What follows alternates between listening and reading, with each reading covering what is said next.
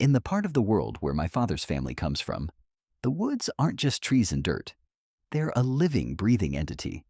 People here grow up with a healthy respect for the dark. But there's one specific phenomenon that has haunted our local legends since the early 2000s. It was first documented on a local ghost sighting website, a digital graveyard of stories that most people dismissed as campfire tales. But for those of us who live here, it's a rule of survival. The report was simple yet terrifying. Whenever you walk the rural roads in this area, you will hear it. Something is walking directly next to you, deep in the woods, just beyond the tree line. If you stop, it stops. If you walk, it matches your pace perfectly. It doesn't just follow you, it mimics you. Think about that for a second. Every step you take, every crunch of a leaf under your boot is echoed perfectly by something you cannot see. It's a psychological game of cat and mouse, where the cat is an invisible ancient presence that knows your cadence better than you do. For years, I asked my elders about it. My grandmother always crossed herself and whispered the same word: the devil. My uncle was a skeptic, a seasoned hunter who spent more time in the woods than in his own living room. He was a man of cold logic and sharp eyes. But one night, the logic broke. He was out deep in the hollows, hunting raccoons. It was one of those nights where the moon is nothing but a pale sliver, providing just enough light to see the silhouettes of the trees, but not the shadows between them. He had his best pack of hounds with him, loyal, fierce dogs that had cornered bobcats and stared down black bears without flinching. Around 2 a.m., the woods went dead silent. No crickets, no owls. The dogs, who had been hot on a trail, suddenly stopped. They didn't bark. They didn't growl.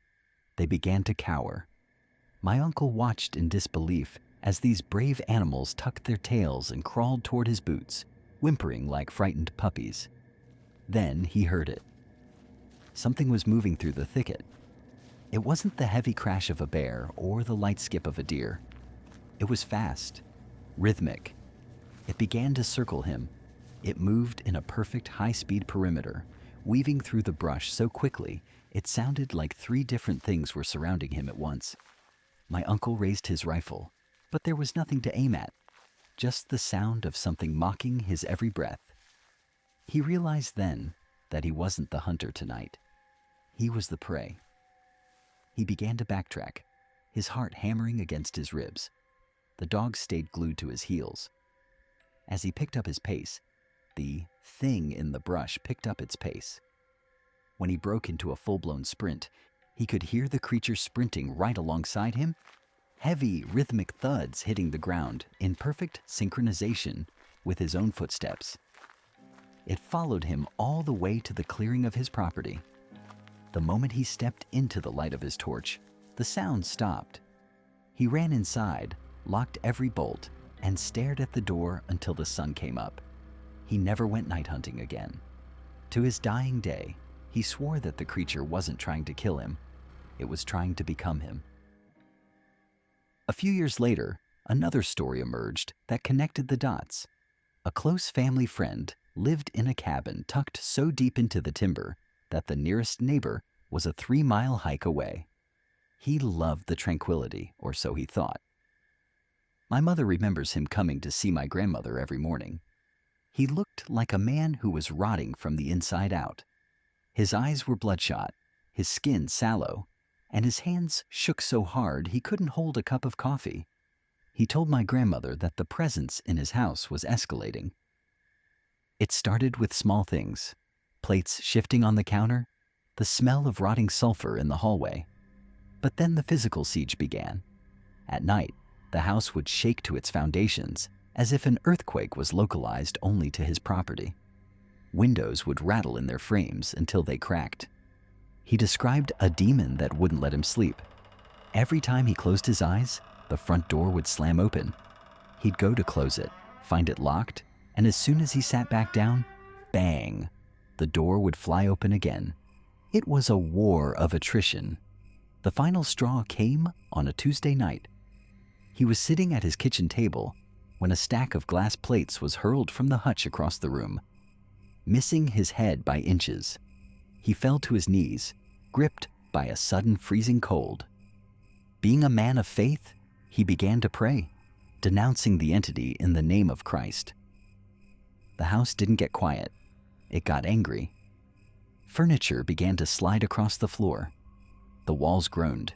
He realized the house was no longer a shelter. It was a trap. He ran out the front door and into the black woods, hoping to find the main road. As he ran through the darkness, he heard it, the footsteps, matching his frantic pace. Even in his absolute terror, he realized the demon from his house was the same entity from the rural road. It was pacing him from the shadows, its feet hitting the forest floor at the exact same millisecond his did. He reached my grandmother's house at dawn, collapsing on the porch. He never went back to that cabin. When the local sheriff went to check the property a week later, they found the front door wide open. Inside, every piece of furniture had been stacked in the center of the living room in a perfect, impossible tower. And on the top of the tower sat a single, unbroken glass plate. The connection between my uncle's encounter and the family friend's torment isn't a coincidence. In our hollow, we believe these aren't different ghosts. It's one ancient entity, a mimic that lives in the frequency between sounds. It feeds on the rhythm of your life. It starts by following you on the road. Then it follows you to your door. And if you're not careful, it follows you into your mind. I've heard the stories, and I've seen the fear in my grandmother's eyes, even now, years later, when I find myself walking down those rural roads after the sun has dipped below the mountains. I catch myself.